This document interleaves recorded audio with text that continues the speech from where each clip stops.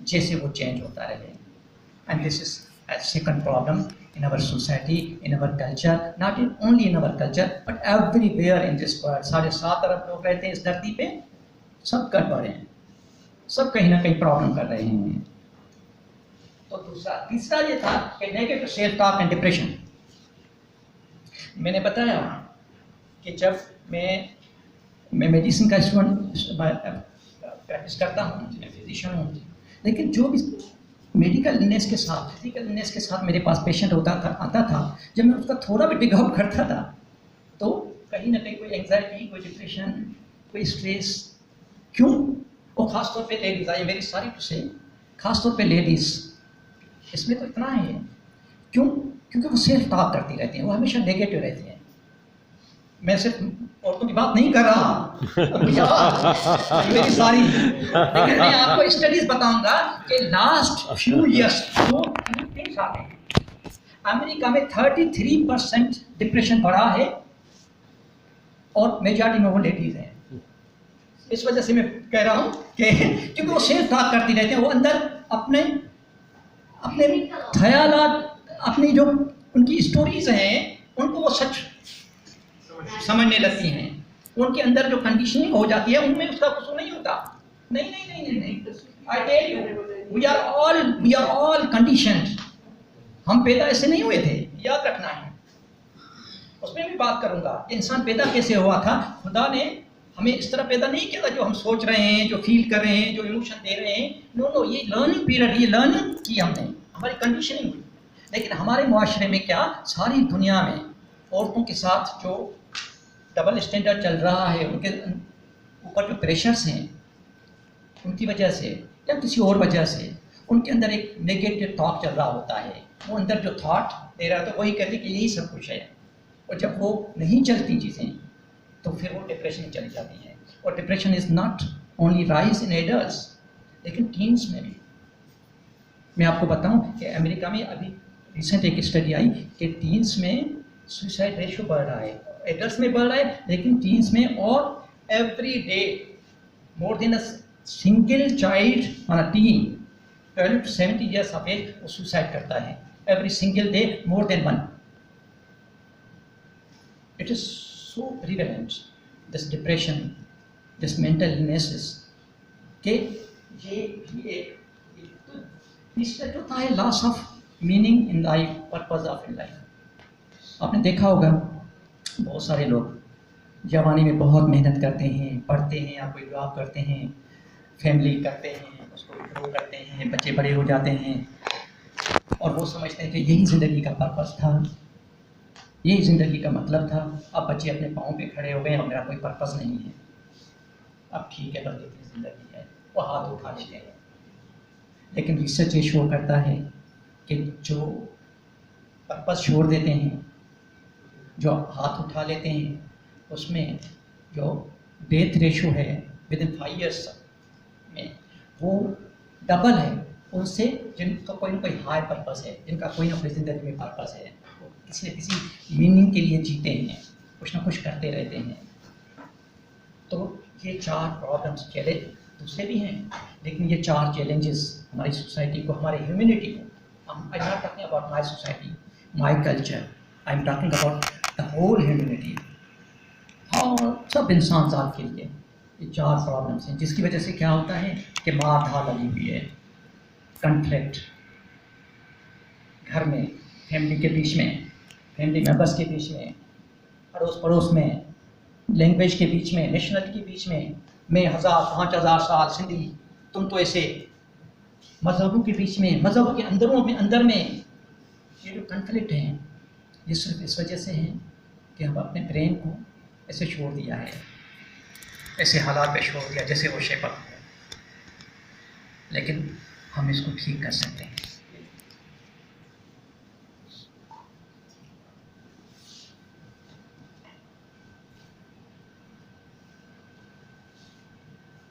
And we need healthy minds. What does it mean? Healthy minds क्या है? कैसे define करेंगे कि हाँ ये हेल्दी माइंड है? इसके लिए हुआ ये कि न्यूरो साइंटिस्ट, न्यूरो साइकेट्रिस्ट वो आपस में बैठे और उन्हें फ्रेम तैयार किया और उनमें 4 चीज़ें उन्होंने डेवलप की कि अगर ये 4 चीज़ें कुछ ये प्रॉपर्टीज़ या ये क्वालिटीज़ किसी के माइंड में हैं तो हम इसको हेल्दी माइंड कहते हैं। मैंने बताया ना कि मैं साइंस का स्टूडेंट हूँ, तो मैं वो बात कर रहा हूँ आप लोगों के साथ। और ये न्यूरो साइंटिस्ट, न्यूरो साइकोलॉजिस्ट, इन्होंने 4 पिलर्स, 4 फैक्टर्स हमें बताए हैं। आप उस पर तबसरा कीजिएगा। और उन्होंने ये बताया कि 4 पिलर्स हैं हेल्दी माइंड के, और हेल्दी माइंड हम बना सकते हैं because our mind is not fixed, our wiring is not fixed, it is adaptable. We can change it and we can make our minds healthy. तो उस 4 में से 4 पिलर्स कौन कौन से हैं? अवेयरनेस। अवेयरनेस के 2 हिस्से साइंटिस्ट ने हमें बताए, न्यूरो साइंस वालों ने बताया। एक तो फोकस, अटेंशन, जो भी आप कुछ करते हैं उसमें कितना फोकस है, कितना अटेंशन है, आप डिस्ट्रैक्शन को कितना रेजिस्ट कर पा रहे हैं। आप पढ़ रहे हैं, किताब पढ़ रहे हैं, आप कोई हाथ से काम कर रहे हैं, आप कुछ भी कर रहे हैं, आप कितने फोकस्ड हैं। इस अवेयरनेस का एक पार्ट ये है। और दूसरा पार्ट है अवेयरनेस, मेटा अवेयरनेस। वो उसको नाम देते हैं मेटा अवेयरनेस। मेटा अवेयरनेस को डिफाइन करते हैं कि it means what is going on in your mind in this moment, in the present moment। आपके दिमाग में क्या चल रहा है, उसकी अवेयरनेस को वो मेटा अवेयरनेस कहते हैं। अब मैं आप लोगों से एक सवाल करता हूँ कि आप लोग किताब पढ़ते होंगे हाँ? मेरा ख्याल है यहाँ पे सब लोग कुछ ना कुछ पढ़ते होंगे, क्योंकि ये कम्युनिटी ऐसी है हाँ? आपने एक पेज पढ़ा, उसका एक एक वर्ड पढ़ा, फिर दूसरा पेज पढ़ा, उसका एक एक वर्ड पढ़ा, फिर आपने किताब बंद कर दी।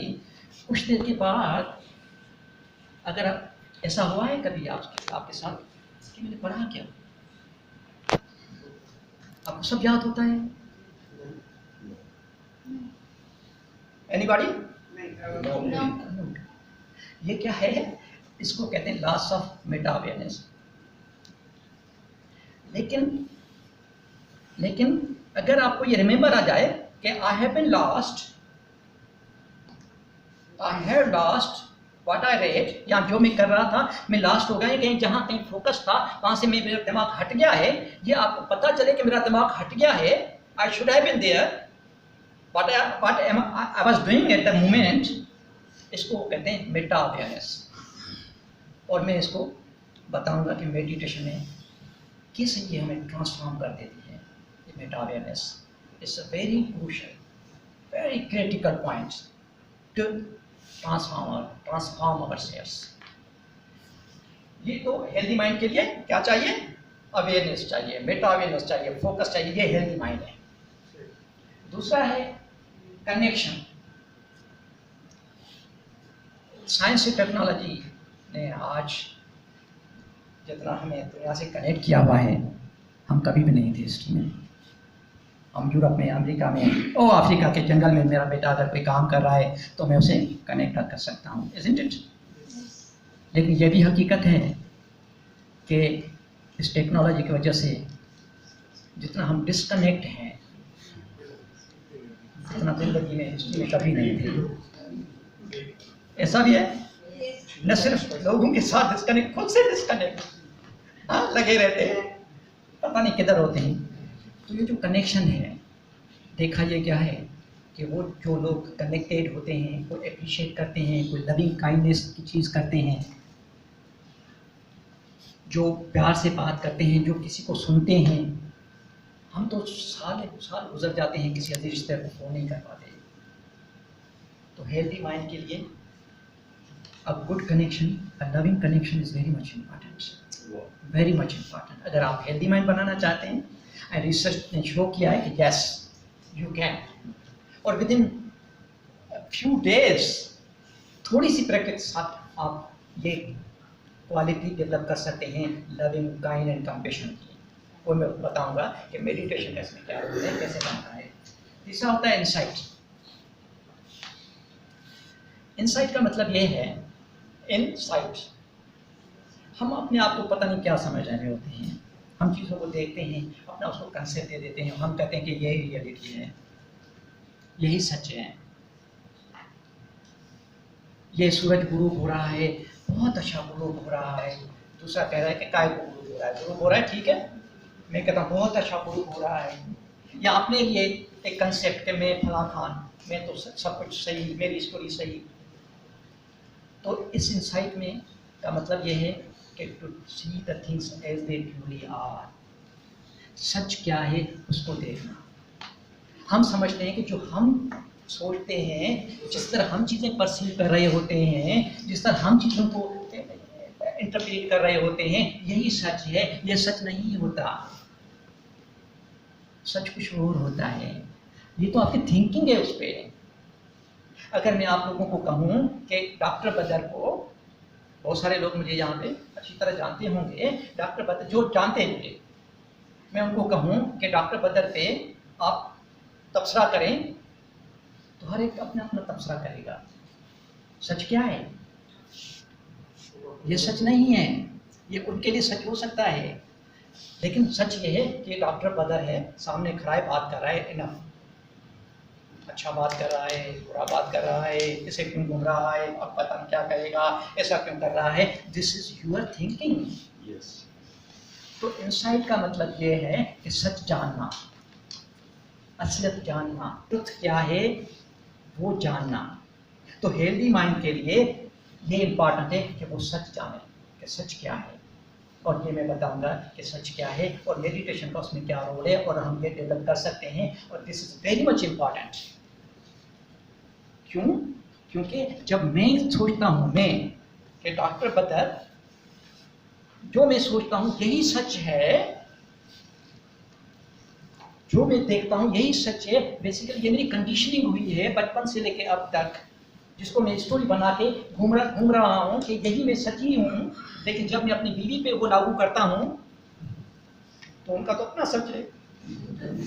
फिर क्या होता है घरों में, सब घरों में, जब वही सच मैं इस बेबी पे, मेरी बेटी है, मैं जब उस पर इम्पोज करता हूँ, उसका तो अपना सच है, नॉनसेंस, और फिर कंफ्लिक्ट हो जाते हैं। तो इंसाइट, हेल्दी माइंड के लिए आपको इंसाइट होना चाहिए कि जो आप सोच रहे हैं ये सच नहीं है, सच कुछ और है। और सच क्या है ये मैं बताऊंगा कि चीज़ों को कैसे देखा जाता है, कि जैसे हैं उस तरह कैसे देखा जाता है। And this is the function of mindfulness. ये सब चीज़ें मैं उस पर फिर डिस्क्राइब करूंगा कि माइंडफुलनेस प्रैक्टिस जो हम करते हैं, जो मेडिटेशन हम करते हैं, उसमें इन चीज़ों को कैसे हम हेल्दी, इन चीज़ों को लाते हैं और अपने माइंड को हेल्दी बनाते हैं। पर्पस, हम समझते हैं कि बस लाइफ का पर्पस कुछ और नहीं है, सिर्फ अपने लिए सोचना है, अपने लिए करना है, एक दीवार बनानी है चौगर, इसमें कोई शेड न करे, इसमें कोई सुराख न करे, और यही लाइफ का पर्पस है, सेल्फिशनेस, ठीक है।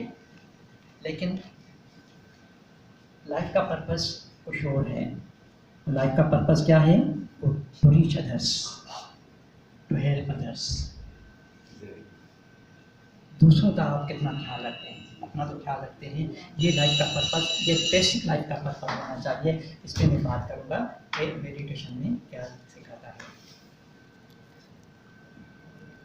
तो ये क्वालिटीज हैं, 4 क्वालिटीज हेल्दी माइंड की हैं। Have you ever trained your mind? अपने माइंड को कभी आपने ट्रेन किया? को हाथ उठा लें। बहुत मुश्किल है।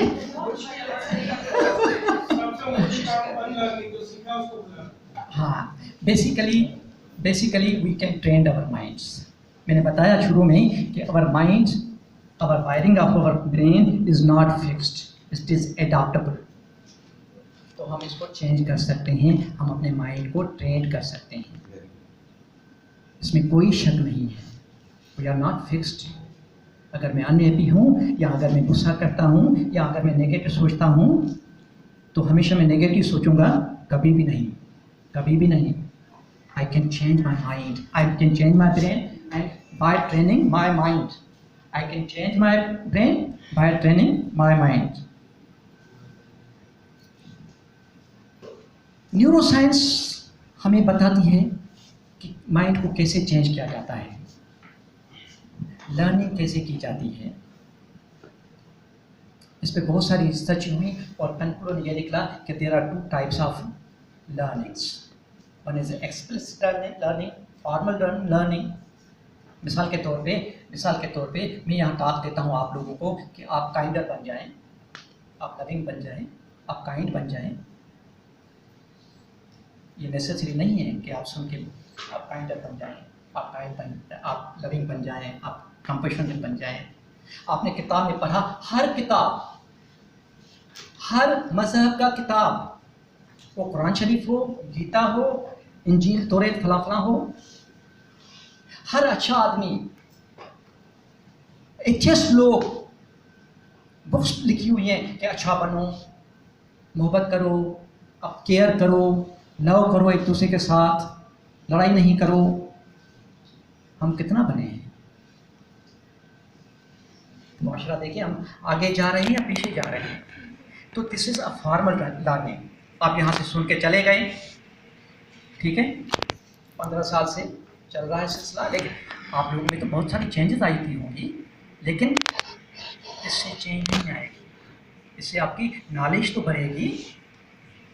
अगर आपको ट्रांसफॉर्म होना है, अपनी शख्सियत को, अपने ब्रेन को चेंज करना है, तो आपको दूसरी type of learning, implicit learning या procedure learning is very much important. Procedure learning का मतलब ये कि कोई स्किल डेवलप करेंगे, कोई प्रैक्टिस करेंगे। मिसाल के तौर पे मैं आप लोगों को यहाँ पे बिठा के रोज़ाना 1 घंटा इस पे तकीर करूँ कि गाड़ी कैसे चलाई जाती है, और 15 दिन के बाद मैं आप लोगों को गाड़ी में बिठाऊं, चलेगी गाड़ी? तो आपको प्रैक्टिकल करना पड़ेगा। That is called impulsive learning, procedure learning. और ट्रांसफॉर्म होने के लिए, अपने आप को चेंज करने के लिए, अपने ब्रेन को चेंज करने के लिए दोनों इम्पॉर्टेंट है, दोनों इम्पॉर्टेंट है। अगर आपको नॉलेज नहीं है और आप ऐसे चला लेते हैं, चलेगी तो सही, लेकिन कहीं ना कहीं गड़बड़ होगी। तो नॉलेज बहुत इंपॉर्टेंट है, इन्फॉर्मेशन बहुत इंपॉर्टेंट उसके बारे में, लेकिन जब तक आप प्रैक्टिकली नहीं करेंगे कुछ नहीं होने वाला, कुछ नहीं होने वाला। तो इस वजह से ये दोनों लर्निंग, अगर आप अपने ब्रेन को चेंज करना चाहते हैं तो ये दोनों लर्निंग, क्योंकि wiring is not fixed, is adaptable, हम कर सकते हैं। अब इस पे एक रिसर्च हुई विस्कॉन्सिन यूनिवर्सिटी मेडिसन में, रिचर्ड डेविडसन और उसके कोलीग ने एक एक्सरसाइज की, एक रिसर्च की कि वाकई ब्रेन चेंज होता है, स्ट्रक्चर ऑफ ब्रेन वाकई चेंज होता है। उन्होंने 2 ग्रुप बनाए लोगों के। एक ग्रुप को उन्होंने कॉग्निटिव थेरापी, अच्छा 15 दिन की ये स्टडी थी, 15 दिन की, 2 वीक्स की, 14 दिन की, 2 वीक्स की, और 30 मिनट्स पर डे दोनों ग्रुपों को, एक ग्रुप को मेडिटेशन कराया गया, लविंग काइंडनेस मेडिटेशन कराया गया, और दूसरे ग्रुप को कॉग्निटिव थेरापी दी गई। कॉग्निटिव थेरापी का मतलब ये होता है कि जो साइकोलॉजिस्ट होते हैं वो बंदे को बिठा के उससे निकलवाते हैं, उसमें जो नेगेटिव चीज़ें आती हैं वो निकलवाते हैं, और फिर उनको तरीके बताते हैं कि आप इसको कैसे पॉजिटिव बनाएं। उसको कहते हैं कॉग्निटिव थेरापी। और एक पता है दूसरे ग्रुप को उन्होंने मेडिटेशन कराया, और ये कितना था, 30 मिनट्स पर डे, और ये सिर्फ 7 आवर्स की कहानी थी, 14 दिन में 7 घंटे की कहानी थी। पहले उनका MRI लिया गया, इस तजर्बे से पहले फिर MRI लिया गया, और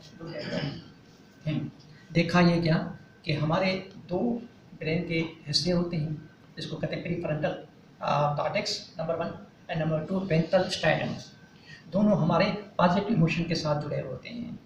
तो हमने देखा क्या कि जो मेडिटेटर थी, सिर्फ 7 घंटे की एक्सरसाइज से उसमें जो स्ट्रक्चर है वो स्ट्रेंथन हुआ, वो बल बढ़ा, सिर्फ 7 घंटे की ट्रेनिंग से, शॉर्ट पीरियड ऑफ टाइम।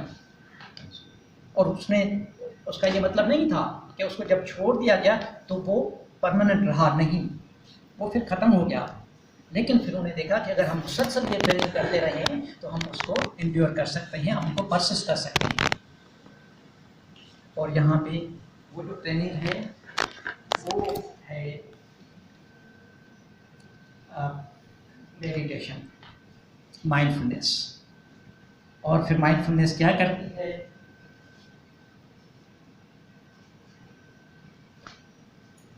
ये करती है, तो पढ़ा हो सकता है थोड़ा ये, मुझे नहीं पता। माइंडफुलनेस कैसे हमारा हेल्दी ब्रेन बनाती है, इस पे भी मैं बात करूँगा, जो मेरा सब्जेक्ट है, जो मैं जिस वजह से मैं यहाँ आया हूँ। हम मेडिटेशन करते हैं, माइंडफुलनेस का नया नाम है, मैं दोनों को इंटरचेंजेबल लेता हूँ, क्योंकि मेडिटेशन जब मैं किसी को कहता हूँ तो काफ़ी लोग शाकी हो जाते हैं। वो कहते हैं कि शायद ये हिंदू का है, शायद ये इधर से आया है, शायद पता नहीं क्या बता रहा है। मैं जब पहले योगा किसी को सिखा रहा था तो मैं लाड़काना गया, तो काफ़ी लोगों ने मुझे इनवाइट किया कि आप जब छुट्टियों में आएँ लाड़काना में तो हमें योगा सिखाइए। ठीक है, फिर उन्होंने टाइम रखा, मैंने उनको बताया मैं फलां दिन आ रहा हूँ, 2-3 दिन में वहाँ था, तो मैंने योगा की क्लास ली है। मैं ये बता रहा हूँ कि लोगों की मेंटलिटी हमारे अंदर क्या भरा हुआ है। तो एक मेरे प्रोफेसर हैं, जब मैं स्टूडेंट था तो he was professor and he was a learned professor, I love him, he is a wonderful man, बड़ा सर्जन है। और मैं सिर्फ उससे लव नहीं करता, सब लोग उससे लव करते हैं, because he is very helping, very wise man, very loving person, caring person. वो डॉक्टरी नहीं करता था, वो लोगों के साथ कनेक्शन जोड़ता था। तो वो भी आया हुआ था, नाम नहीं बताना, ठीक है, दिस इज नॉट फेयर, ठीक है। तो मुझे वो साइड में ले गया, जब योगा भी शुरू हुआ था तो मुझे साइड में लेकर के, डॉक्टर बंदर तुम्हारा नाम तो सुना। मैंने कहा जी सर, आप मेरे लिए तो बड़ी एजाज़ की बात है, आप मेरे पास आए हैं। ये कहना यार सबने बताया कि बहुत अच्छा योगा कराता है, ये है, उसमें बड़ी चेंज आई है, वो जंग लगता है, ऐसा है वैसा है, तो मैं आपको मिलने आया। तो मैंने कहा सर आपका बहुत बहुत शुक्रिया। साइड में बिठा के मुझे कहने लगा कि लेकिन यार बदर, ये तो काफिरों का है, ये तुम क्या लेके घूम रहे हो, लोगों को बताते जा रहे हो, तो काफिर, ये हिंदू काफिर, तुम इनकी ये बातें हमें बता रहे हो, यहाँ आए हो इतने दूर से। And I was very much surprised, और मुझे दुख भी हुआ। दुख इस वजह से हुआ कि जो हमारी जो ये एजुकेशन है, फॉर्मल एजुकेशन है, वो हमें चेंज नहीं करती। फॉर्मल एजुकेशन मुझे आगे तो बढ़ाती है, मैं पैसे तो कमा सकता हूँ उस फॉर्मल एजुकेशन से, मैं अपना रेस्पेक्ट तो बढ़ा सकता हूँ, मैं अच्छी से अच्छी तो कर सकता हूँ, लेकिन ये चेंज नहीं होता। तो मैंने कहा सर आप ये बताएं कि जो आपको पैंट शर्ट पहना हुआ है उसको चड्ढी पहनी हुई थी। तो मैंने कहा ये चड्ढी हमारे मुसलमानों का है। चुप हो गया। जब काउंटर सवाल मैंने कहा सर जो आप मेडिसिन बताते हैं, जो सर्जरी बताते हैं, जो पढ़ाते हैं, वो हमारे मुसलमानों की है, क्यों पढ़ाते हैं सर वो काफिरों की? हिंदू से दुश्मनी है, क्योंकि इंडिया से हमारे, दिस इज अवर मेंटलिटी। इस वजह से मैं इसको इंटरचेंजेबल लेता हूँ। अच्छा, दूसरा फैक्टर जो मैं इसको माइंडफुलनेस लेता हूँ, मेडिटेशन। जब ये मेडिटेशन के वेस्टर्न, जो अमेरिका और यूरोप के जिन लोगों ने मेडिटेशन शुरू की, ईस्ट में आए, बर्मा में आए, इंडिया में आए, थाईलैंड में आए, वहाँ से जब वो मेडिटेशन सीखी, जब वापस गए और वो जब वहाँ उन्होंने क्लासेस शुरू की, तो लोग उन पर शक करने लगे कि एक और मज़हब ला रहे हैं, हम पहले ही मज़हब से जान छुड़ाई है, ठीक है। यूरोप और इसमें तो लोग मज़हबी नहीं है, नाम के तो क्रिश्चियन है लेकिन मज़हबी नहीं है, ठीक है। तो एचएस भी नहीं है, वो ज़्यादा मज़हब को नहीं लिफ्ट करा दी। उन्होंने ये शक किया कि शायद ये और मज़हब सिखाया जा रहा है, ये बुद्धिज़्म ला रहे हैं, पता नहीं हिंदुज़्म ला रहे हैं, इस वजह से बात। फिर उन्होंने इसका नाम दिया माइंडफुलनेस। तो मैं भी आमतौर पे माइंडफुलनेस का ही नाम लेता हूँ, ठीक है, लेकिन है ये जो भी। अच्छा, मेडिटेशन का कोई अंग्रेजी में कोई तर्जमा मुझे नहीं मिला इसको, मैं इसको दूसरा नाम भी देता हूँ, ध्यान। ध्यान सिंधी में भी होता है, ध्यान उर्दू में भी होता है, ध्यान हिंदी में भी होता है, माना ध्यान देना। आप इसको ऐसे भी कर सकते हैं। और इसी वजह से मेरा जो मेडिटेशन सेंटर बन रहा है उसको मैं यही ध्यान घर दे रहा हूँ। सर मुराकबा कहें, अगर उसको मुसलमान करना है तो मुराकबा कर दें। एक और चीज है, अगर साइंटिफिक करना है तो सर, अगर उसे साइंटिफिक करना है तो मरकूज, फोकस, अटेंशन, ठीक है, जो भी दे, लेकिन मैं इसको माइंडफुलनेस देता हूँ। और माइंडफुलनेस कैसे वर्क करता है? हम माइंडफुलनेस क्या करते हैं? ये प्रैक्टिस है, ये माइंड की प्रैक्टिस है, याद रखें। ये एक्सरसाइज है, जैसे हम फिजिकल एक्सरसाइज करते हैं, हम योगा करते हैं, हम वॉक करते हैं, हम जिम करते हैं, हम स्विमिंग करते हैं, हम डांसिंग करते हैं, हम स्पोर्ट्स खेलते हैं अपने फिजिक को फिट करने के लिए कि हमारे कोई बीमारी ना हो, हम फिट रहें ज़्यादा अरसे तक। इसी तरह माइंड की भी ट्रेनिंग होती है, और फिर और हेल्दी माइंड को बनाने के लिए ये ट्रेनिंग इम्पॉर्टेंट है। आप कोई भी तरीका इख्तियार करें, मुराकबा करें, आप ध्यान दें, आप मेडिटेशन करें, आप इन्विजन करें चीज़ों को। लेकिन जो मैं करता हूँ वो ये करता हूँ कि मैं किसी चीज़ पे फोकस करता हूँ। और किस चीज़ पे मैं फोकस करता हूँ? मैं फोकस करता हूँ अपनी ब्रीदिंग पे, क्योंकि वो मेरे साथ हमेशा होती है और ये कनेक्शन जोड़ती है मेरे लाइफ के साथ। यही होती है जिसकी वजह से मैं जिंदा होता हूँ। इस वजह से मैं अपने ब्रीदिंग पे ध्यान देता हूँ, फोकस करता हूँ जब मैं बैठता हूँ फॉर्मल मेडिटेशन पे। और इंटरेस्टिंगली आपने बहुत सारे लोगों ने की होगी, और अगर आपको अभी भी मैं कहूँ कि आप आंखें बंद करके सिर्फ यहाँ फोकस करें, 2-3 ब्रीदिंग के बाद आप पता नहीं कहाँ होंगे, आप वहाँ पे होंगे ही नहीं। अगर आपकी ज़्यादा प्रैक्टिस है तो थोड़ा असर चल पाएंगे, फिर भाग जाएंगे। तो हम जब पहले मेडिटेशन करते हैं बिगनर्स के लिए, तो वो हम कहते हैं कि यहाँ पे फोकस करो, यहाँ पे जो सेंसेशन हो रही है इन ब्रीथ के साथ और आउट ब्रीथ के साथ, आप उसको सिर्फ ऑब्जर्व करो। ज़्यादा ब्रीदिंग, कम ब्रीदिंग करने की कोई ज़रूरत नहीं है। जैसे normal breathing, normal pattern, normal rhythm of breathing चल रहा है, आप उसको सिर्फ फोकस करो। तो होता क्या है? होता यह है कि with in few breathing, with in few moments your mind will be lost. और इंटरेस्टिंगली वो लास्ट ऐसा नहीं होता कि वो माइंड यहाँ से हट के कहीं आस्ता चलता हुआ इधर चला जा रहा है, इधर चला जा रहा है, नहीं, वो लास्ट हो जाएगा। और कुछ अर्से के बाद, 2 मिनट के बाद या 5 मिनट के बाद या 10 मिनट के बाद एकदम आपको याद पड़ता है, oh I have been lost. And that remembering that you have been lost from the focus, that remembering is called meta awareness. Meta awareness, what the scientists call it. Awareness And की this awareness. is the true meditation. This is the true meditation. Sir मैं जानता हूँ कि क्या नहीं जानता। Awareness को पता है? अवेयरनेस कितने लोगों को पता है कि कितने लोगों को पता है अबाउट अवेयरनेस? हाथ उठा लें। How many people know what the awareness is? हाथ उठा लेंगे? अभी तक नहीं मालूम। अच्छा, ये 1 2 3 4, हाँ, आपको पता है अवेयरनेस। और कितने लोगों को पता है कि what the awareness is? Awareness is not, किसे नहीं पता? हाथ उठा लें। आप लोगों को पता नहीं है कि आप दोनों अवेयर हैं। और इस वजह से ये मैं इस वजह से कह रहा हूँ कि ये 4 क्वालिटीज हैं, ये बेसिकली हम इन्वेंट नहीं करते, हम डेवलप नहीं करते, ये हमारी जिंदगी का हिस्सा होती हैं। ये हमारे अंदर लेटेंट प्रॉपर्टीज, क्वालिटीज होती हैं। मजे की बात ये मैं कहना चाहता हूँ, आप अवेयर हैं कि व्हाट इज अवेयरनेस? आप अवेयर हैं, आप अवेयर हैं कि what you are not aware of awareness, you are aware है कि मुझे पता नहीं है। और ये नेचुरल क्वालिटी है इंसान की। ये हम मेडिटेशन में कोई नई चीज़ डेवलप नहीं कर रहे, कोई ब्रेन में नई चीज़ नहीं ला रहे। हाँ, ये लेटेंट पड़ी होती है। हम मेडिटेशन में क्या करते हैं कि उसको रिकॉग्नाइज करते हैं, उसको नर्चर करते हैं। तो मैं ये बात कर रहा था कि जब आप बिगनर्स हैं मेडिटेशन में, आप लास्ट हो जाते हैं और आपको पता चले oh I have been lost, that is meta awareness. और फिर आप क्या करते हैं? प्यार के साथ जेंटली फिर अपने फोकस को वहाँ पे ले आते हैं, फिर भाग जाएगा, फिर फोकस पे ले आते हैं, फिर भाग जाएगा, फिर फोकस पे ले आते हैं, फिर भाग जाएगा।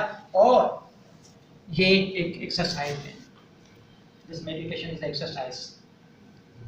इसमें एक बहुत बड़ा कंसेप्शन है। एक लेडी मेरे पास आई, मेरे पास टाइम था 15 मिनट के लिए, मैंने उसको मेडिटेशन सिखाया अपने क्लिनिक पे। वो चली गई ठीक है, 1 महीने के बाद मेरे पास आई, मैंने कुछ दवाएं भी लिखी और फिर जब वापस आई तो मैंने उससे पूछा कि बहन कैसी हो, कैसी था? कहना डॉक्टर साहब बहुत अच्छी हूँ। मैंने कहा प्रैक्टिस की? कि डॉक्टर साहब वो मुझसे नहीं हो सकती। मैंने कहा क्यों? अच्छा, क्योंकि मैं उसको एंटी डिप्रेसेंट पे रखा था, एंग्जाइटी पे रखा था, तो उस पर वो ठीक हो गई। ठीक है, तो मैंने कहा क्यों? कहना डॉक्टर साहब ख्याल छोड़ ही नहीं रहे थे, फिर मैं तंग आ रही थी, तो ये ख्याल तो बार बार आ रहा है, डॉक्टर साहब ने तो कहा ध्यान फोकस करो। And this is big misconception कि जब हम मेडिटेशन करें तो हमें कोई थॉट ना आए। This is very wrong. Thought आएगा, थॉट आएगा। We are not suppose to switch off our mind, we are not suppose to black out our mind in meditation. Black out करोगे तो आप अनकॉन्शियस हो जाओगे। तो दिस इज द ट्रिक। और सारी दुनिया में एक पैराडाइम शिफ्ट हुआ है। मजे की बात बताऊं, सारी दुनिया में एक पैराडाइम शिफ्ट हुआ है। क्या फ्रेज चल रहा है कि happiness is not outside, now it's inside. Now let's find it inside. अब इसको कैसे फाइंड आउट करें? दुनिया की बात कर रहा हूं मैं, यूरोप अमेरिका की बात कर रहा हूं, तरक्की याफ्ता मुल्क की। कैसे फाइंड आउट करें? Oh, meditation, mindfulness. Let's find out in meditation and they sit for meditation and they won't find the happiness. तो मिलेगी नहीं, क्योंकि वो तो स्ट्राइव कर रहे हैं उस चीज़ के लिए कि ये मिले। फिर अब जब वो बोर हो जाते हैं फिर वो छोड़ देते हैं, फिर कहते हैं नहीं ये it doesn't work for me, ये मेरा काम नहीं है। तो मेडिटेशन पीस के लिए भी नहीं है, खुशी के लिए भी नहीं है, वो उसकी बाय प्रोडक्ट्स हैं उसकी। वो कभी मैं तफसील इस पे बात करूँगा। They are by products, but we are not striving for our happiness or peace in meditation. We are striving for this meta awareness. क्या होता है? अपने ब्रेन को ट्रेन करते हैं, भाग जाता है फिर वापस लाते हैं, भाग जाता है फिर वापस लाते हैं। एक ऐसी स्टेज आती है जिसमें माइंड यहाँ पे फोकस है, भाग गया, लेकिन अभी आपको पता चला कि कहाँ भाग रहा है। बीवी ने ये कहा था, वो ख्याल आ गया, आज डिनर पे जाना है, आज बच्चे को स्कूल से लाना है, वो चल रहा है, वो आपको पता चल रहा है। यू आर फोकस्ड, लेकिन अभी आपको पता चल रहा है कि where am I going, where my mind is going. फिर हम लाते हैं, और जब आप बिल्कुल फोकस हो जाते हैं तो आप एक जगह पे तो होते हैं, प्रेजेंट मोमेंट के फोकस पे तो होते हैं। जब हम कहीं जगह फोकस करते हैं तो प्रेजेंट मोमेंट पे आते हैं ना, होते हैं, लेकिन जो स्क्रीन पे चल रहा होता है आप वो भी देख रहे होते हैं। You become aware of everything. अब जब अवेयर होते हैं, अब उसमें ख्यालात, फीलिंग्स